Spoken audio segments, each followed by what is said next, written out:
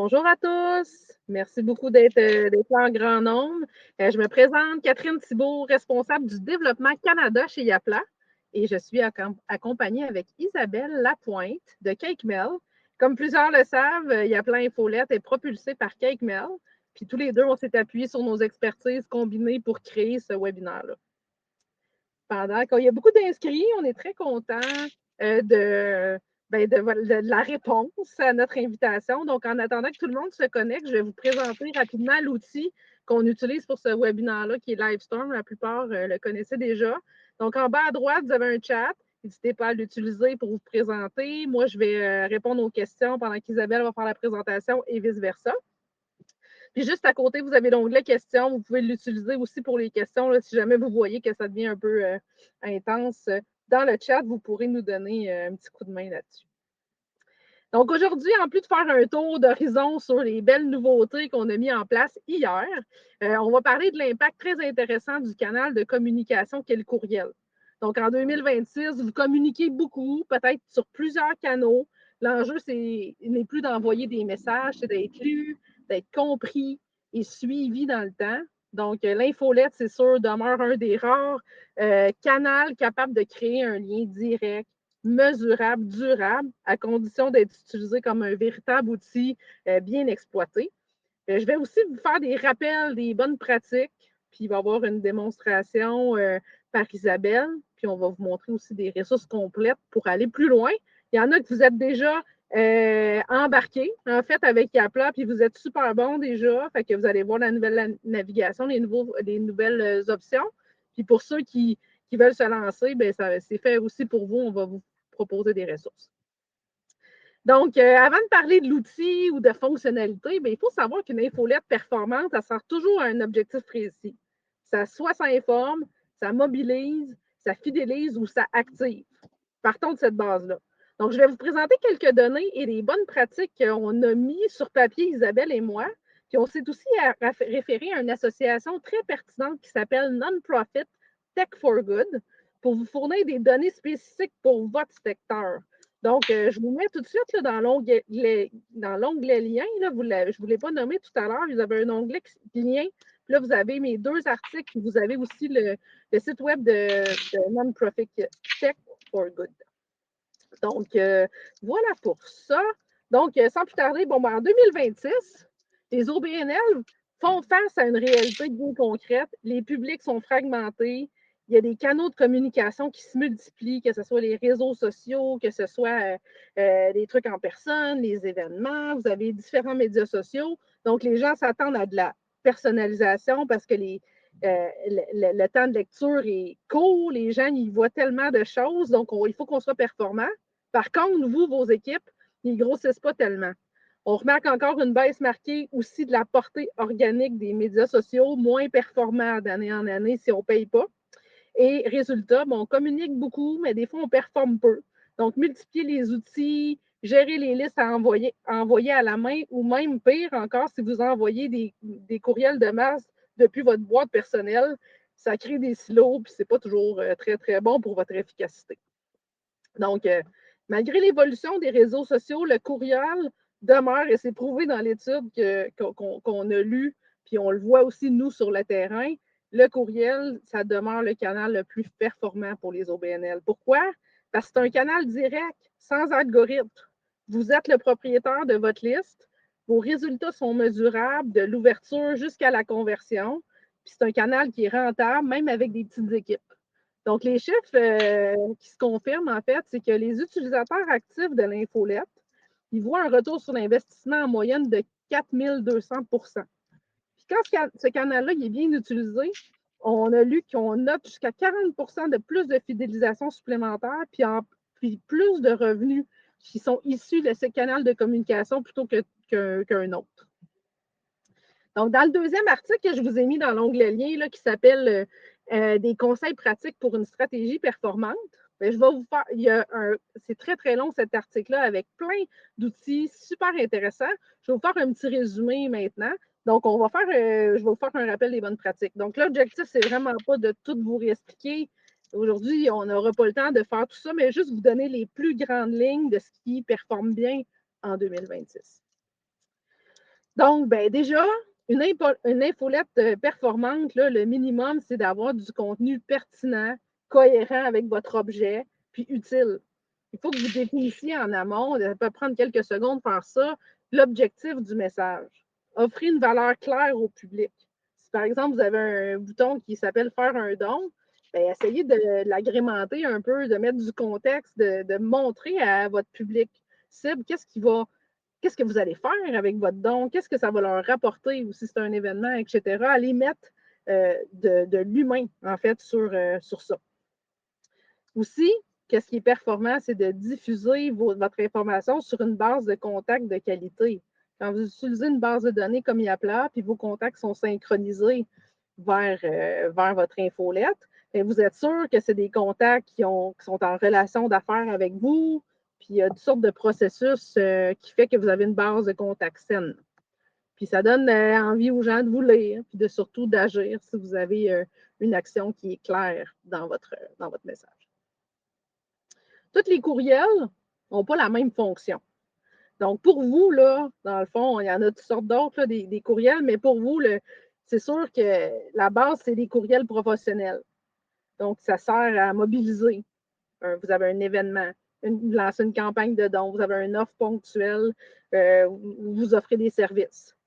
Il y a aussi des infolettes périodiques. Eux, ils nourrissent la relation. Ça, c'est très populaire aussi. Vous en avez des fois tous les mois, une fois de temps en temps, par trimestre. Là, vous communiquez vos nouvelles, votre mission, du contenu éducatif, etc. Puis, il y a aussi des courriels de cycle de vie. Ça peut être un email de bienvenue, de l'intégration après avoir acheté une adhésion, réengagement. Ça, c'est souvent les plus performants parce qu'eux, ils s'attendent à quelque chose. Hein. En bout de la ligne, ils ont acheté quelque chose, ils font partie de votre réseau, bien, ils attendent avec grand intérêt tout ça. Donc, la clé, bien, c'est l'alignement entre l'objectif et le type de courriel. Puis on vous a donné toutes sortes de trucs, dans le fond, pour qu'ils performent bien dans l'article que je vous ai fourni. Donc, ben, certaines bases restent incontournables. Une voix cohérente et humaine. En 2026, que ce soit vous qui recevez des courriels ou moi, on veut que ça soit humain. On veut que ça ait été fait avec beaucoup de soucis, puis que j'ai l'impression que c'est un humain qui me parle presque en one-to-one. Vous voulez qu'il y ait un design aussi qui soit aligné avec votre OBNL, surtout s'il y a du paiement au bout de votre communication. Vous ne voulez surtout pas que les gens pensent que c'est un courriel qui est malveillant ou qui se pose la question, en tout cas. Il faut que vous ayez des appels à l'action clairs. Ça, je le vois beaucoup dans la clientèle chez Yapla. Vous n'avez pas toujours de bouton qui mène à l'action que vous avez noté. Très important.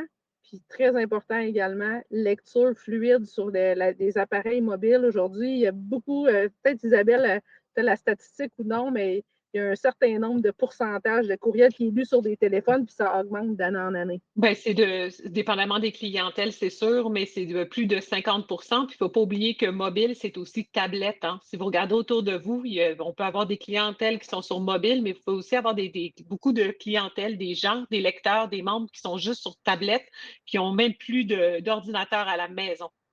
Ouais, c'est ça. Puis il y a un truc que c'est Isabelle qui m'a appris hier pendant qu'on se préparait aussi. Il y a un truc qui est sous-estimé, pas pour toutes les OBNL, j'en vois beaucoup, je vous ai vu dans les invitations, il y en a qui communiquent souvent, mais ceux qui vous communiquez une fois par année, c'est très mauvais, dans le fond, de faire ça pour les rebonds, en fait, pour le fait que votre liste de contacts soit envoyée correctement. Quand les serveurs ne se souviennent pas de vous, c'est pas bon. En fait, donc, essayez d'avoir un calendrier régulier. Tu peux peut-être nous dire peut-être à peu près, Isabelle, combien de temps, mais d'avoir comme un calendrier qu'au moins vous communiquez plus qu'une fois par année, en fait, à votre base. Oui, juste une petite note là-dessus. En fait, si vous avez une infolette, quand vous faites un engagement d'infolette, le mieux, c'est d'avoir dire, par exemple, une fois par mois ou une fois par 2 mois, puis se tenir à cette régularité-là parce que vos lecteurs vont vous attendre et ils ne seront pas surpris et ils vont toujours ouvrir. Ce qui est important avec les rebonds, c'est que si vous envoyez une fois par année, pendant l'année, il y a beaucoup de choses qui se passent. Il y a des gens qui changent d'adresse, il y a des gens qui quittent des postes. Et ce qui arrive, c'est que quand vous envoyez, vous avez énormément de rebonds. Et ça, ce que ça dit au serveur, ça dit que votre liste n'est pas à jour et elle devient suspicieuse. Et si elle devient suspicieuse, ça veut dire que la prochaine fois que vous allez envoyer, ils vont être encore plus prudents. Donc, même les personnes qui souhaitent recevoir vos contenus risquent de ne pas les recevoir parce que votre taux de rebond va avoir affecté ce qu'on appelle la qualité de votre liste, va avoir ce qu'on appelle votre réputation. Donc, une régularité envoyée sur une base régulière, c'est vraiment une des choses importantes justement pour que votre réputation soit bonne et que les serveurs aient tendance à dire oui, oui, c'est vrai, c'est du contenu de qualité que les gens attendent. C'est super intéressant. C'est comme je n'étais pas conscientisée à ça. Merci pour ça. Donc, avant la démo, j'ai une petite dernière slide là, parce que pour vous donner un avant-goût de ce qu'on a écrit dans l'article. Donc, éviter les pièges les plus fréquents. Donc, on voit souvent les mêmes pièges. Là. Essayez de ne pas négliger l'expérience mobile. Envoyer sans tester, il y en a encore. Donc, il y a un beau bouton pour faire des tests. Envoyez-les aussi des fois tellement à une important. deuxième personne. Hein? Des fois, moi, je suis la première, j'envoie des infolettes tout le temps, dans le fond, pour Yapla. Puis à un moment donné, bon, on ne la voit plus, notre infolette, on fait des petites erreurs, puis tout ça. Essayez d'avoir un ami pour vous aider ou un collègue. Donc, aussi, comme je vous disais, essayez de ne pas trop vous concentrer uniquement sur la vente. Mettez de la valeur, projetez votre public sur pourquoi il ferait l'action que vous voulez qu'il fasse. Aussi, évitez d'ignorer les indicateurs ou envoyer de façon régulière. Donc, les indicateurs, si vous voyez que telle liste, il ne vous ouvre pas beaucoup, ou votre infolette, elle s'appelle toujours le même titre, il ne performe pas beaucoup. Le titre, on vous a donné des barèmes hein, dans l'article que je vous invite à lire. Tel type d'infolette, le taux d'ouverture, c'est X. Si vous êtes en dessous de ça, travaillez avec l'intelligence artificielle pour qu'il vous aide à améliorer l'objet. On peut même AB tester là, pour les fonctions supérieures. Donc, faites attention, regardez vos indicateurs.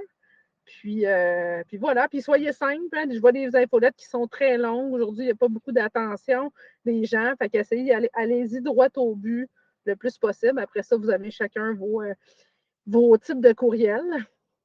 Alors voilà, je me tais et sans plus tarder, je vous laisse Isabelle vous montrer ce que vous avez peut-être probablement déjà vu, mais elle va vous faire une petite visite guidée puis des nouvelles fonctions aussi. Et voilà, je vais départager mon écran. Et je vais aller dans le chat. Parfait. J'ai fait une petite note là, par rapport aux rebonds. Là. Oui, vos rebonds, ils sont gérés immédiatement. Je fais juste une petite différence entre les rebonds temporaires et les rebonds permanents. Un rebond temporaire un rebond temporaire va être en fait un rebond ça peut être par exemple une boîte de courriel pleine. Ça arrive souvent pendant le temps des fêtes, là, les gens, il y a des boîtes de courriel pleines ou pendant la transition, il y a un petit glitch qui fait que le courriel ne peut pas être livré. Les rebonds temporaires, on va faire 4 essais. Ensuite, ça va se transformer en rebond permanent. Ça arrive des fois, les gens, vous nous dites, cette adresse-là est valide, mais c'est parce qu'on a essayé de la livrer 4 fois et elle n'a jamais rentré. Fait que ça, on peut les réactiver. Un rebond permanent, la plupart du temps, c'est une adresse qui est invalide, qui n'existe pas. C'est dangereux. Il ne faut pas réessayer de renvoyer à des adresses de courriel qui sont invalides. Si la personne vous dit qu'elle existe, oui, c'est bon. Vérifiez bien que l'adresse est bien écrite. Vérifiez qu'il n'y a pas de faute. Et si jamais il y a quelque chose, envoyez-lui un message direct. Puis vous allez voir si ça arrive en rebond, c'est parce qu'elle s'est trompée en vous la donnant. Donc, je ne vais pas aller trop longtemps là-dessus. Je vais juste vous montrer la nouvelle interface. Je suis très excitée. C'est vraiment intéressant. En fait, le but, c'était de mettre à votre portée le plus de choses possible pour que vous compreniez mieux et que vous soyez plus en mesure d'utiliser l'application Yapla Newsletter. Donc, voilà, ici où il y a plein d'infolettes, j'ai probablement la version française. Donc, ici, on a le tableau de bord. Le tableau de bord, ça résume un peu ce qui s'est passé dans votre compte. Donc, vous avez tout ce qui s'est passé dans votre compte, puis vous pouvez choisir les derniers 7 jours, les derniers 14 jours, les derniers 30 jours pour voir un peu ce qui s'est passé. Les données les plus importantes sont en haut. Hein. Ici, on a les données positives, les courriels envoyés, les taux d'ouverture, les taux de clic. Ici, on a les données qui sont un peu plus négatives, donc les taux de désabonnement, les taux de rebond à surveiller toujours. Ça vous donne une bonne idée, en fait, de la qualité de tout ce que vous faites. Ici, la croissance de l'audience, vous voyez ce qui s'est passé. Donc, le nombre d'abonnés que vous avez de votre liste, le nombre de désabonnés, le nombre de nouveaux abonnés au cours des 14 derniers jours. Je n'ai pas beaucoup d'activités dans mon compte. C'est mon compte de démo. Donc, et ici, j'ai un brouillon qui est en cours. Puis, vous allez voir aussi si vous avez des campagnes qui sont planifiées, elles vont apparaître ici. Donc, c'est une bonne façon d'accéder à tout ce que vous avez en un seul clin d'œil. Et puis ici, vous avez tous vos statistiques pour les campagnes qui ont été envoyées. Le deuxième onglet, c'est l'onglet des campagnes. Donc, tiens, je vais aller tout de suite le mettre ici dans mes paramètres. Je vais aller ici. On va commencer ici parce que je vais aller changer ma langue pour en français Canada. Donc, on va parler de courriel au lieu de parler d'email. Donc, ici en bas, vous pouvez changer votre langue. Donc, on va commencer par les paramètres. Je vais passer à travers ici. Donc, profil de l'organisation, c'est là que vous avez toute l'information sur votre organisation, donc votre adresse, votre site Web. C'est l'information qui est utilisée dans le bas de vos courriels, l'information obligatoire qui est obligatoire pour s'afficher. Chaque courriel, selon les lois canadiennes, doit avoir une adresse courriel dans le bas et dans plusieurs pays aussi. Donc, c'est cette adresse-là qui va être affichée. Assurez-vous que tout est bien entré. Les utilisateurs, c'est les personnes qui peuvent utiliser le compte. Vous avez, vos utilisateurs sont créés dans Yapla. Vous pouvez aussi avoir des utilisateurs qui sont créés du côté de Yapla Infolette si vous avez besoin juste d'avoir des utilisateurs qui ont juste accès à l'infolette, vous pouvez les créer ici. Il y a un petit bouton plus. Expéditeurs et domaines. Tous ceux qui m'ont parlé au moins une fois et qui n'avaient pas de domaine ont sûrement entendu dire pourquoi vous n'avez pas un domaine vérifié. Donc ici, je n'ai pas de domaine vérifié, c'est un compte démo. Mais si, par exemple, j'avais ma petite entreprise.com, ici, le domaine de ma petite entreprise devrait être là. Donc, comment on fait? On ajoute le domaine, le nom de l'expéditeur par défaut, l'adresse courriel de l'expéditeur et la langue de l'expéditeur que vous ajoutez ici. Donc, ensuite, l'étape qui est super importante, c'est l'étape de la validation. Donc, excusez-moi, je suis encore un peu nouvelle là-dessus. Donc, ici, ce domaine-là est vérifié. Si ce domaine-là n'est pas vérifié, quand vous allez arriver ici, vous allez pouvoir ajouter un domaine de vérification. Donc, vous rentrez les informations, le DKIM, le DMARC, le SPF. On sait que c'est compliqué et en plus, on ne peut pas le faire pour vous car c'est des choses que vous devez faire sur votre serveur avec une personne en TI. Je sais que Yapla héberge certains des domaines pour vous et sont super aidants là-dessus et connaissants. Donc, ils peuvent vous aider à configurer votre domaine. Donc, si vous avez un domaine, une adresse à vous qui vous appartient, c'est important de l'entrer ici et de l'authentifier.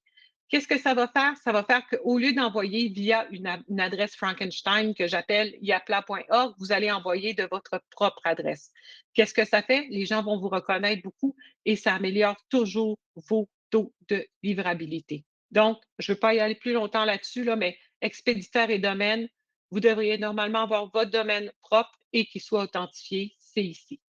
Votre kit de marque, c'est les informations sur votre marque. Donc, ici, j'ai mes informations. Par exemple, ici, j'ai mon petit logo, c'est mon compte et je peux ajouter les couleurs, soit en allant sur la grille et bien sûr, si j'ai déjà des hexadécimales, je peux les rentrer exactement ici pour avoir exactement les couleurs de ma marque. Donc, soit je l'entre avec un curseur pour m'amuser ou soit si j'ai vraiment une marque avec des couleurs, je les utilise.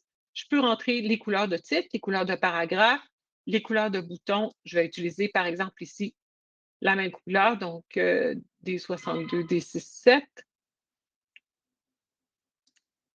Et puis, Isabelle, je pense un petit commentaire là, pendant que tu fais ça. La marque, c'est oui, super. Si par contre, vous n'avez pas une marque qui est très carrée, en fait, où vous avez des petits.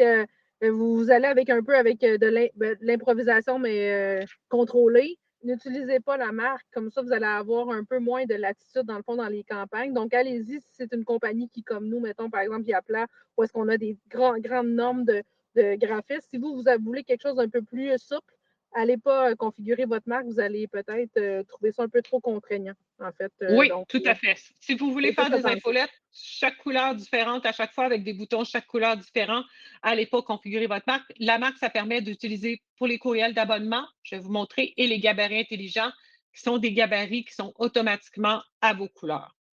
Donc, exportation, ça, c'est si vous exportez des données de votre compte, les fichiers vont apparaître là. forfait et facturation et changer de langue, vous l'avez vu, c'est ici pour l'aide et support, la dernière ligne. Donc, on recommence en haut. Ici, les campagnes, on a les campagnes courriel, des tests AB et ici, on a les gabarits de courriel. Donc, les gabarits, ça peut être mes gabarits professionnels, dépendamment du type de compte que vous avez, des gabarits à moi. Donc, si vous sauvez des gabarits, c'est une question on a parfois. Donc, comment sauver un gabarit quand vous créez une campagne? Il y a un endroit où vous pouvez sauvegarder votre gabarit et il va apparaître ici. Et on a aussi quelques gabarits YAPLA en différentes langues. Donc, le modèle newsletter de la rentrée associative, on l'a en italien, puis on a d'autres modèles aussi qui sont disponibles ici, qui sont en train de charger. Je suis désolée, je ne suis pas dans une configuration de connexion assez rapide. Et il faut aussi créer votre propre gabarit. Sinon, vous pouvez utiliser des gabarits, donc, qui sont les courriels intelligents, qui vont être des courriels qui vont être destinés pour votre marque. Je n'ai pas fini de configurer ma marque de courriel intelligent, donc je ne l'ai pas ici. Ici, vous avez je vais juste descendre ici si on est de retour à la page de courriel. Donc ici, vous avez les onglets, donc tous les courriels, les brouillons. Boîte d'envoi, qu'est-ce que ça veut dire? Ça veut dire que c'est des courriels qui sont programmés pour le futur. Donc, ils sont ici. Vous pouvez programmer des campagnes d'avance, vous prendre une demi-journée, faire toutes vos infolettes, puis faire juste les finalisations. Ou si vous avez différentes campagnes, vous pouvez les programmer d'avance. Et ici, évidemment, toutes vos campagnes qui sont envoyées. Ici, des tests AB, c'est pour certains comptes, vous avez ça, donc ça vous permet de faire un test pour voir quels sont les meilleurs taux de clic sur des campagnes différentes. Donc, vous pouvez créer un test. Je ne veux pas aller trop longtemps dans les fonctionnalités parce qu'on les avait déjà faites. Je voulais juste vous montrer où sont les choses. Et ici, on a parlé déjà les gabarits de courriel en dernière ligne. Automatisation, ça permet de créer, c'est ça, des flux automatisés, donc une série de courriels asynchrones qui sont envoyés, par exemple, une série de courriels pour présenter vos activités, des invitations, des événements qui sont programmés d'avance. À chaque fois que quelqu'un s'inscrit à la liste, c'est envoyé avec des espaces en jours, en heures, entre chacun des courriels. Qu'est-ce qui est nouveau? Si vous avez des formules... Isabelle, je veux juste Oui. interrompre 2 secondes. Aujourd'hui, dans le fond, c'est pas un webinaire qui est très détaillé sur l'édition. Je vais tout de suite vous mettre dans le chat. On a organisé, moi, Isabelle. Vous allez voir, c'est l'ancienne navigation, mais vous ne serez pas déroutés.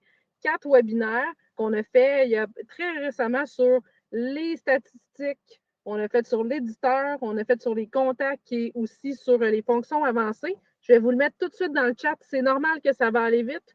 Aujourd'hui, notre objectif, c'était de vous présenter la nouvelle navigation et de vous présenter les nouvelles fonctions. Je vous envoie tout de suite les ressources. Ils sont aussi dans le courriel que vous allez recevoir tout de suite après. Ce n'était pas le but du webinaire aujourd'hui. C'est normal qu'on va vite. C'était ça l'objectif. Très bien. Oui, excellent catch, excellent réflexe, Catherine. Effectivement, on n'a pas le temps de présenter toutes les fonctions aujourd'hui et on l'a déjà fait. La navigation de gauche, vous allez voir dans les webinaires, la navigation, c'est l'ancienne navigation pour ceux qui avaient déjà utilisé l'application qui était au-dessus, mais au niveau des fonctionnalités à l'intérieur, c'est la même chose. Je vais juste aller, avant de faire cette section-là qui présente beaucoup de nouveautés, je vais juste terminer avec les audiences. Donc, ici, vous avez vos listes. Vous avez les segments qui sont isolés, qui sont accessibles. Vous avez vos contacts, les étiquettes. Les étiquettes, c'est ce qui est appelé dans Yapla vos groupes. Donc, quand vous avez des groupes dans Yapla, c'est des groupes qui sont nommés des étiquettes, mais c'est exactement la même chose et ils sont préservés pour vous permettre de les utiliser pour faire des envois en les utilisant. Donc, si par exemple, vous avez un groupe, souvent quand j'ai des conversations avec vous, vous avez par exemple un conseil d'administration, une équipe d'employés, les bénévoles, puis par exemple ceux qui reçoivent des services, par exemple. Donc, ces personnes-là sont divisées dans votre liste et quand vous envoyez des communications, vous n'envoyez pas nécessairement les mêmes messages à tout le monde, donc vous pouvez choisir à quel segment vous l'envoyez, ce qui est très bien. Par exemple, vous pouvez envoyer votre infolettre à tout le monde, mais faire un bulletin spécial pour vos donateurs, un bulletin spécial pour vos bénévoles et une invitation, par exemple, au conseil d'administration pour votre conseil d'administration. Donc, tout ça, c'est des courriels qui sont différents. Catherine l'a mentionné, hein, ça a des buts différents. Donc, ces courriels-là sont envoyés à des publics qui sont différents. Vous n'avez pas besoin d'avoir une liste pour chaque, vous avez juste besoin de créer vos groupes et d'utiliser vos groupes pour faire ça. On a déjà expliqué, je reviens sur ce que Catherine vient d'attraper au passage, on a expliqué exactement comment utiliser les groupes dans un autre webinaire qu'on a fait sur les contacts et les listes. Je vais juste vous mentionner que vos étiquettes, qui sont vos groupes, sont ici si vous voulez les visualiser. La liste de suppression, qu'est-ce que c'est? La liste de suppression, c'est une liste d'adresses auxquelles il ne faut pas envoyer. Donc, s'il y a des personnes qui ont fait des plaintes pour pourriel, elles vont se retrouver dans votre liste de suppression. Si il y a des gens avec lesquels vous avez des difficultés, qui ont demandé à être désabonnés, que vous avez décidé de désabonner et qu'il faut qu'ils soient désabonnés et que vous voulez être certain que vous ne vous envoyez pas, vous pouvez les ajouter, ces adresses-là courriel, à la liste de suppression. Donc, ça vous permet de gérer des adresses qui, même si, par exemple, quelqu'un fait un import et ramène cette adresse-là, elle ne sera jamais envoyée. Fait que c'est comme une protection supplémentaire pour des gens à qui vous ne devez pas envoyer. Ici, c'est les ressources. Donc, vous avez vos gabarits qui sont disponibles aussi, qui sont les vôtres. Et vous avez la bibliothèque qui est en fait l'endroit où vous avez tous vos fichiers, donc vos images, vos photos, vos logos. Et si vous avez, par exemple, des PDF que vous désirez envoyer, hein, on expliquait, on fait un lien vers un PDF, on n'envoie jamais un fichier complet. Donc, vous pouvez aussi les mettre dans votre bibliothèque. Donc, je vous mentionne en terminant les petites choses qui sont nouvelles. Donc, si vous avez des formulaires anciens, on appelle les formulaires hérités, ils vont être ici. Ce que je voulais vous montrer, c'est que si vous voulez, cette section-là s'appelle bien acquisition d'audience. Donc, si vous voulez créer des formulaires, par exemple, c'est mon formulaire, on va l'appeler abonnement, infolette, confirmé. Donc, ces nouveaux formulaires-là sont beaucoup plus souples et vous permettent d'avoir beaucoup plus de choses. Fait qu'ici, il est très simple. Si j'avais ma marque, il pourrait être déjà selon ma marque. Donc ici, je vais juste vous montrer quelques éléments d'édition. On a convenu qu'on n'allait pas aller trop loin, mais ça vous permet de voir un peu tous les éléments que vous pouvez ajouter dans votre formulaire, hein. C'est une demande qu'on avait. Par exemple, mettre votre logo, mettre votre couleur, mettre des éléments. Et si vous arrivez ici, dans les champs, vous pouvez ajouter les champs dont vous avez besoin. Donc ici, j'ai juste mon champ courriel et mon bouton soumettre, mais vous pouvez aussi ajouter des champs que j'ai dans ma liste. Ça, c'est mon site de Janine qui est gourmande. Donc, si les gens veulent s'inscrire à des desserts, et vous pouvez aussi ajouter des intérêts et des étiquettes si vous avez un compte croissance. Donc, si vous voulez, par exemple, faire une segmentation en ligne de vos comptes, c'est quelque chose que vous pouvez utiliser. Attention, les étiquettes pour le moment ne sont pas transportables du côté Yapla. Donc, ça, c'est vraiment des fonctionnalités que vous pouvez utiliser de Yapla à votre adresse courriel, à votre compte de courriel. Mais si vous créez des étiquettes ici qui n'existent pas, les informations ne seront pas transportées de l'autre côté. Vous pouvez aussi ajouter des éléments pour la langue et on a aussi un champ qui est le champ qui nous a été demandé pour la loi 25. Quand il y a des gens qui veulent avoir une case à cocher en plus du bouton soumettre, donc j'accepte de recevoir des informations. Tous les éléments dans cette liste-là, vous pouvez les modifier ici. Vous pouvez modifier les textes ici. Si vous n'aimez pas le mot courriel et vous désirez utiliser email, vous pouvez le mettre. Et puis, soumettre, moi, je trouve toujours ça toujours pas très dynamique. Donc, j'ai souvent tendance à utiliser je m'inscris. Donc, au lieu de soumettre, puis ça va vous permettre d'avoir votre bouton. Là, si vous voulez appliquer des couleurs différentes, couleur du texte, alignement, donc ça n'a rien à voir, ceux qui avaient utilisé les anciens formulaires d'inscription, ça n'a rien à voir, vous avez énormément de souplesse pour utiliser ces blocs-là. Donc, je vais juste sauvegarder ici, juste pour vous montrer, j'ai le courriel, j'accepte de recevoir des informations et c'est sauvegardé. Donc, je vais fermer. Et puis ici, vous pouvez avoir des courriels de confirmation. Ils sont activés, les redirections. Si vous voulez mettre d'autres pages de redirection, ajouter un reCAPTCHA. Si vous avez un reCAPTCHA, c'est un reCAPTCHA que vous devez, un petit abonnement avec Google. Ça, c'est le lien auto-hébergé pour valider votre formulaire. On parlait de valider les campagnes. Essayez votre formulaire avant. Regardez si les gens s'inscrivent. Du code pour intégrer à votre site et du code statique pour les développeurs. Donc, il y a vraiment beaucoup d'éléments qui n'étaient pas là et qui sont ajoutés. Donc, le formulaire, évidemment, il y a une petite fusée ici. Il faut le publier pour qu'il soit effectif. Sinon, il ne sera pas publié. Je vais avoir 2 autres éléments. Ici, c'est l'acquisition d'audience. Donc, ici, on a aussi la possibilité de faire des pop-up. Donc, par exemple, ici, ça sera un pop-up pour avoir des nouveaux membres. Donc, qu'est-ce que je fais? À quoi ça sert un pop-up? Un pop-up, c'est une offre spéciale que je peux installer sur mon site web. Puis, si j'ai, par exemple, des membres qui ne sont pas tout à fait prêts à s'inscrire, mais que je veux intéresser à mes activités, je suis, par exemple, la Maison des familles, c'est un service que j'ai utilisé beaucoup. Donc, je vais, par exemple, dire, cliquez ici, ou en fait, ou donnez-nous notre adresse, ou obtenez nos 10 meilleurs conseils pour les parents d'ados. Et puis là, je fais mon texte ici, je peux rajouter une photo de parents d'ados, recevez nos 10 conseils en vous inscrivant. Et puis, les gens s'abonnent, reçoivent les 10 conseils. Dessus, ils ont des informations sur votre organisme, ils ont d'autres informations. Donc, ça vous permet de recueillir des adresses de gens qui seraient potentiellement intéressés à vos services, mais qui ne sont pas encore prêts à faire le pas pour être membre.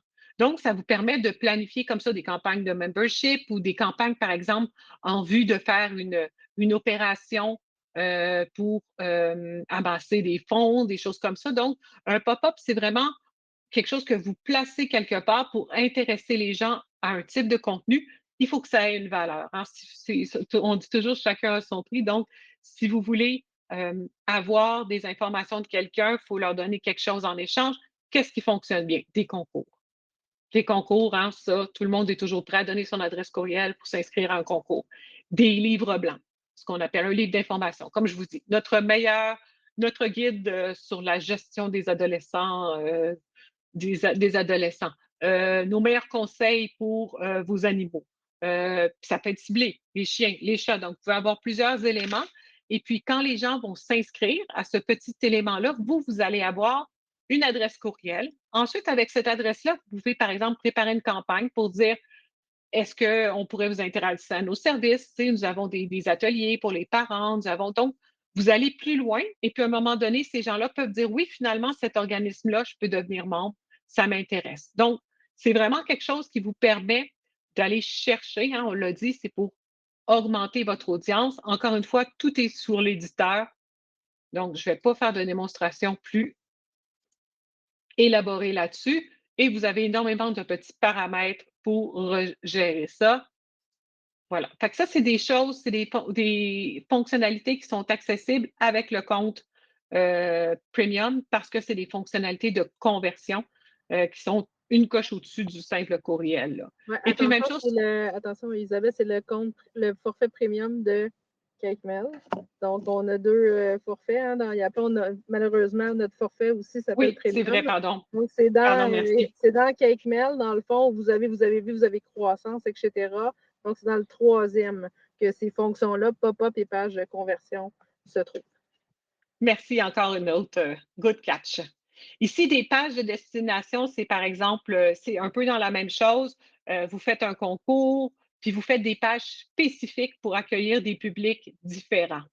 Donc, vous faites des promotions d'offres, mais vous faites des pages différentes. Comme ça, les gens peuvent découvrir, tu sais, par exemple, une page pour les amateurs de chiens, une page pour les amateurs de chats. Donc, vous pouvez créer des contenus différents avec un petit formulaire pour que les gens découvrent des petits morceaux de vous qui sont destinés à des publics très, très, très spécifiques. Donc, ça vous permet de créer toutes ces pages-là. C'est vraiment ça, c'est tout un monde. Là. Ça a l'air juste de 3 petits onglets, là, mais c'est tout un nouveau monde qui vient de s'ouvrir avec ces fonctionnalités-là. La dernière chose que je voulais vous parler, c'est les courriels de confirmation. Donc, on a des courriels quand les gens s'abonnent. On avait des enjeux hein, pour les courriels de confirmation. Donc, ici, vous avez des courriels de confirmation que vous pouvez faire dans la langue dont vous avez besoin. Allons-y avec Français Canada. L'expéditeur, normalement, j'ai mes expéditeurs qui sont entrés, donc j'entre mes expéditeurs. Et puis, je peux aller choisir des gabarits qui sont disponibles, qui ne sont pas disponibles là, mais qui normalement sont disponibles. Donc ici, et puis ça vous donne des modèles que vous pouvez éditer de la façon dont vous voulez. Il y a toujours des choses qu'il faut qu'ils soient là, donc cliquez ici pour confirmer votre adresse courriel. Donc, c'est une fonctionnalité, la confirmation du courriel personnalisé quand une personne s'abonne. On avait des enjeux un peu, mais là, vous avez beaucoup plus de souplesse. Vous pouvez aussi la mettre à votre marque, vous la configurer de la façon dont vous voulez. Donc, ça aussi, c'est une super belle fonctionnalité qui est nouvelle. Fait que ce serait pas mal ça pour montrer. Là, je voulais finir par les gros morceaux. Avec Catherine, on regarde justement pour faire un webinaire un peu plus spécifique sur l'acquisition d'audience, qui est un nouveau monde, une nouvelle science. Mais pour le reste, j'espère que vous allez apprécier vous organiser un peu mieux dans cette app-là. Puis à la fin, à titre de représentante du service technique, si vous avez un enjeu, vous avez votre numéro de compte qui est directement accessible ici. Si vous avez un enjeu avec votre compte, quelque chose de spécifique, vous pouvez glisser ce petit numéro-là. Ça va nous permettre de vous retrouver très rapidement. Voilà. Exact. Il y avait quelques petites questions, pas tellement, mais dont une que je n'avais pas la réponse. J'ai hâte de savoir, comme c'est très récent. Il y avait, ouais, c'est ça, il y a Marie-Kim qui avait déjà un formulaire hérité. Ah, je pense qu'elle avait trouvé la réponse, mais c'est bon de le dire aux autres. Donc, formulaire hérité. Puis, on se demandait si le lien, dans le fond, allait être conservé du formulaire hérité. Tout est beau. Oui, c'est ça. Le formulaire hérité, vous avez ça. Puis, vous allez avoir votre lien. Puis, vous pouvez l'intégrer. Fait que vos formulaires continuent de fonctionner. Vous pouvez, par contre, plus les éditer, là.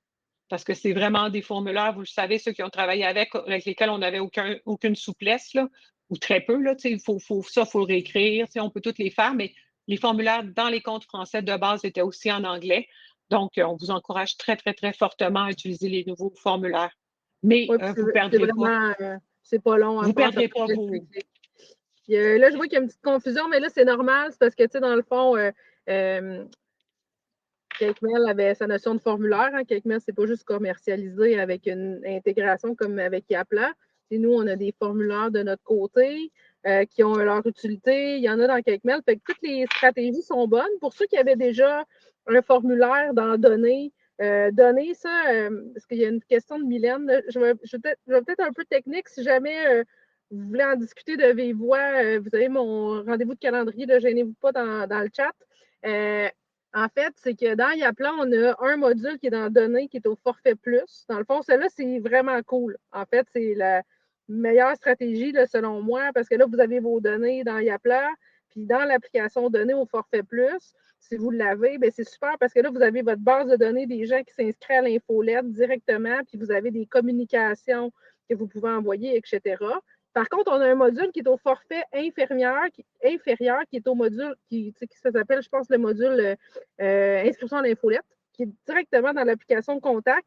Là, il n'y a pas de courriel automatisé qui part, dans le fond, là-dedans. Fait que si vous êtes en bas du forfait plus, puis vous n'avez pas eu l'intention de monter à ce forfait-là, ce serait peut-être une bonne chose de peut-être commencer à modifier pour aller dans celui de CakeMail parce qu'il y a plus de potentiel. Mais autrement, toutes les stratégies fonctionnent. Okay? J'espère que ça a été clair. Sinon, on pourra y aller au cas par cas. C'est un petit peu du cas par cas. Sinon, Éléonore, pour chaque liste, chaque liste a son formulaire. Hein? Ça, c'est toujours la même chose qu'avant, en fait. Hein? Donc, si on a plus qu'une liste, on n'a pas le choix, il faut faire plus qu'un formulaire.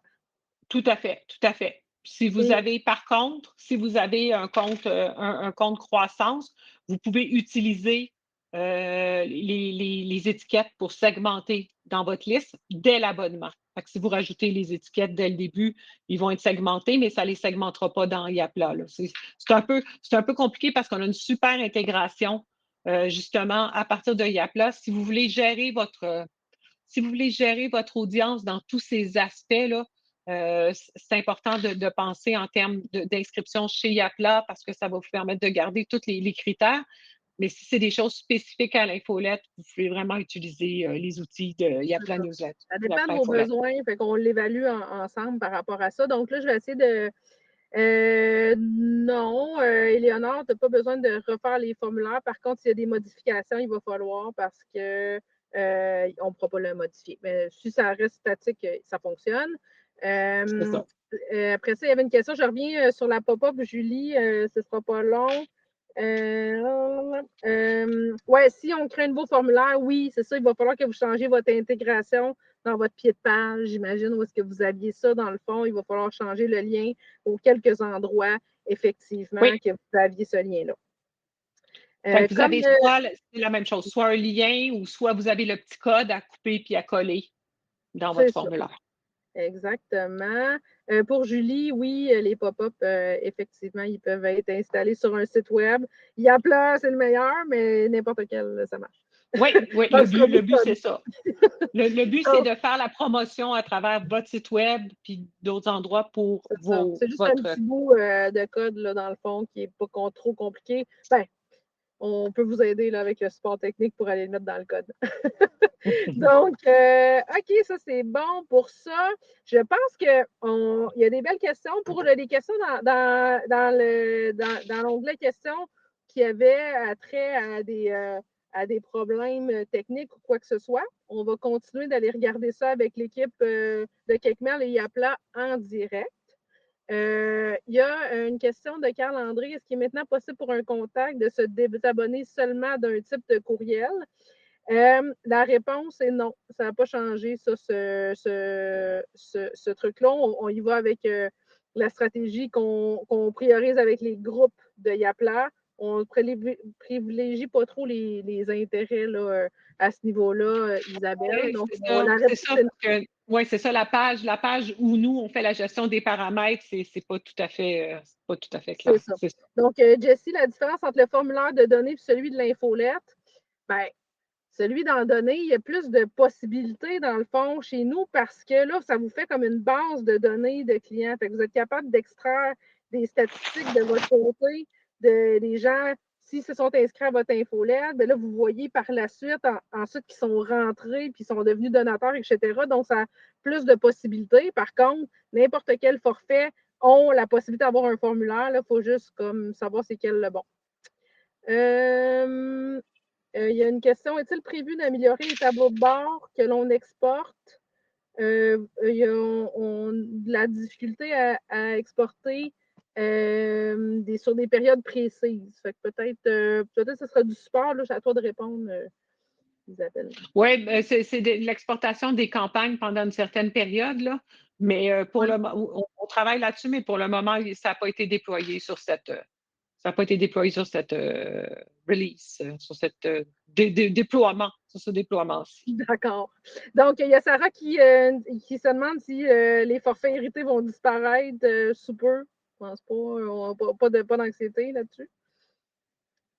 Les formulaires hérités.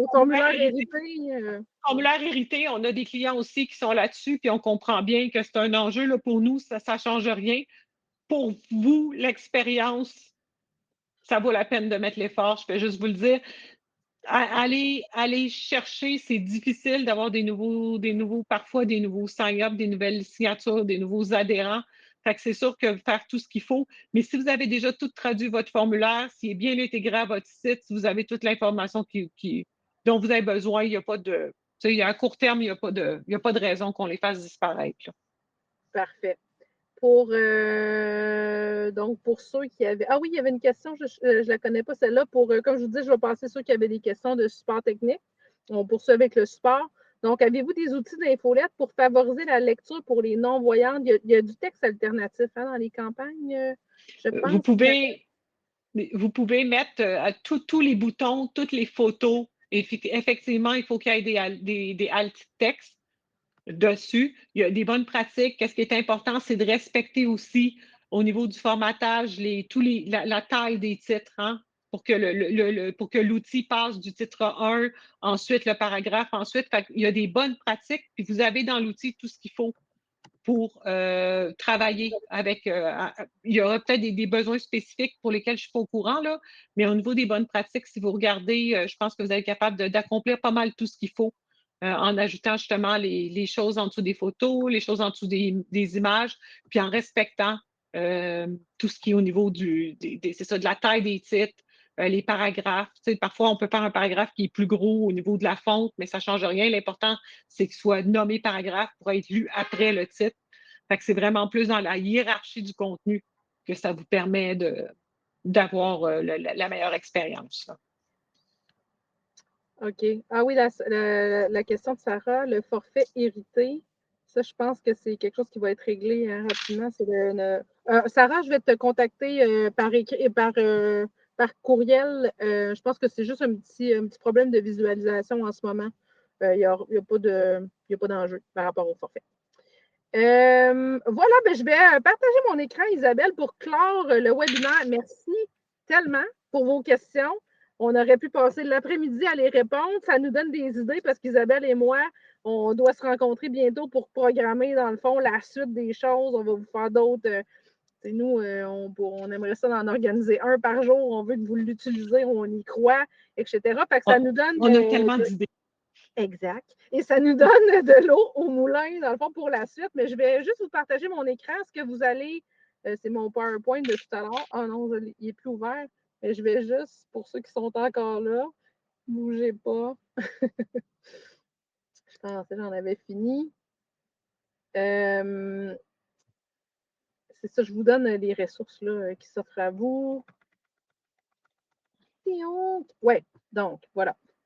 Ici, pour ceux qui l'écouteraient en différé, donc il y a nos ressources. Donc, je vous ai partagé ça dans l'onglet liens. Vous allez le recevoir aussi par courriel. Également, il y a quelques personnes dans le webinaire qui nous ont parlé globalement de s'ils voulaient se faire accompagner, dans le fond, pour configurer soit l'infolette ou soit l'IAPLA.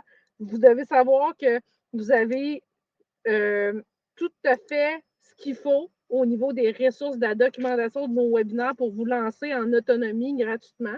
Mais sachez qu'on a un département chez nous qu'on appelle les services professionnels, puis qui peuvent vous aider à soit configurer votre compte Yapla ou configurer votre infolette, peu importe.